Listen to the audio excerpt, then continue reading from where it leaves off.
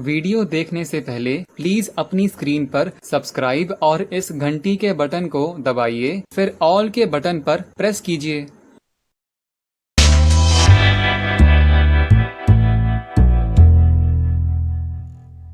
एक बार क्या हुआ, मैं उड़ीसा गया था। उड़ीसा में एक पर्वत है, उसका नाम है गंधमार्दन पर्वत। इसका जिक्र हमारे रामचरितमानस में भी है, वाल्मीकि रामायण में भी है, और सबसे अच्छा सुंदर वर्णन इसका रघुवंशम में है, कालिदास ने किया है, गंधमार्दन पर्वत। तो जहाँ ये गंधमार्दन पर्वत उड़ीसा में है, मैं वहीं गया था।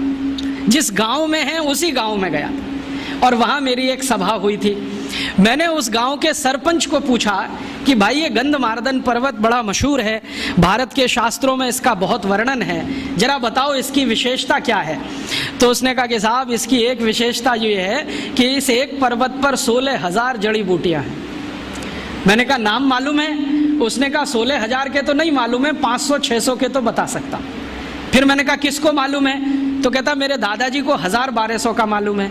दादाजी के दादाजी मिल गए तो शायद 2-2,500 का मालूम हो जाएगा। लेकिन एक ही गांव के छोटे से एक पर्वत पर 16,000 जड़ी बूटियां।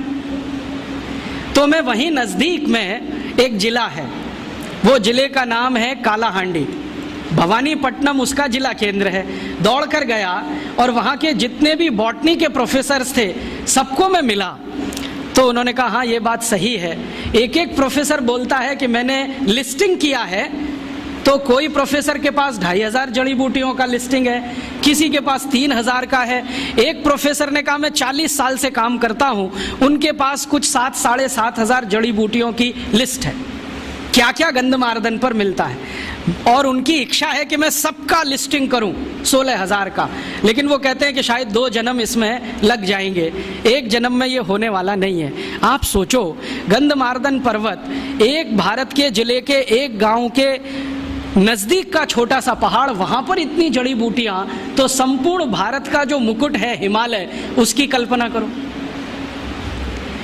भारत के बहुत सारे पादप विशेषज्ञ, पौधों के विशेषज्ञों से मैं मिला हूं, तो उनका कहना है कि राजीव भाई कम से कम 84-85 हजार जड़ी बूटियां तो हिमालय में मिल ही जाएंगी।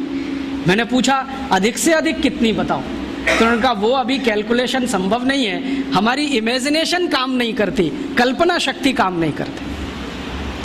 एक बार मैंने सोचा कि संपूर्ण भारत देश के 10 करोड़ विद्यार्थियों को एक बड़े प्रोजेक्ट पे लगा दिया जाए कि तुम्हारे गांव और आसपास में जितनी जड़ी बूटियां हैं उनकी लिस्ट बनाओ।